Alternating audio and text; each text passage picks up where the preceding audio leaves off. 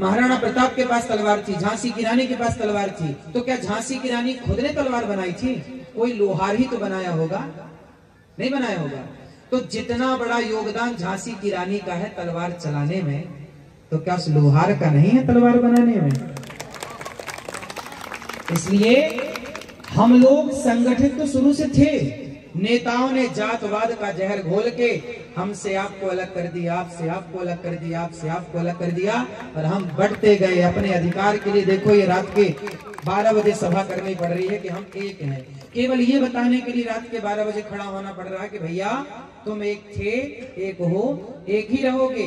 लेकिन फिर भी इस देश में आज भी जातियों के नाम पे लोग बट रहे हैं।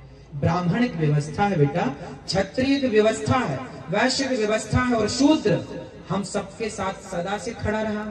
तो जो शूद्र हमें, हमारा मोची भाई हमें चप्पल जूता बना के देता था, तलवार बना के देता था, कुम्हार के बनाए घड़े से ही हम पानी पीते चले आए हैं सदियों से।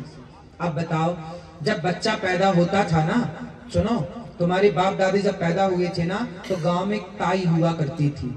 वो ताई जो अनपढ़ थी लेकिन आज के डॉक्टरों से बढ़िया थी, नहीं थी। बच्चा घूम जाए तो ऑपरेशन ही करती थी, पेट में घुमा के ठीक कर देती थी। वो इतनी बड़ी ज्ञानी थी, वो नहीं थी। उसे आज डॉक्टर नहीं मानते, आजकल वो डॉक्टर के लेवल पे नहीं आती, आजकल लोगों ने उसको हटा दिया। लेकिन वो ताई वर्षों से, आज तो चलो 70 साल से हम देख रहे हैं हॉस्पिटल, आज के 70 साल पहले तो सब गांव में ना नॉर्मल डिलीवरियां होती थी। और वो ताई आती थी नरा काटने, तुम्हारे बाप दादों को नरा उसी ताई ने काटा, और मुंह में हाथ डाल के गंदगी निकाल के वही नहलाती थी। जब तक कहते हैं वो ताई स्नान नहीं कराती थी, तब तक बच्चा शुद्ध नहीं होता था। तो जिसके स्पर्श करने से, जिसके छूने से तुम्हारी संतान शुद्ध होती है, वो ताई भला अशुद्ध कैसे हो सकती है?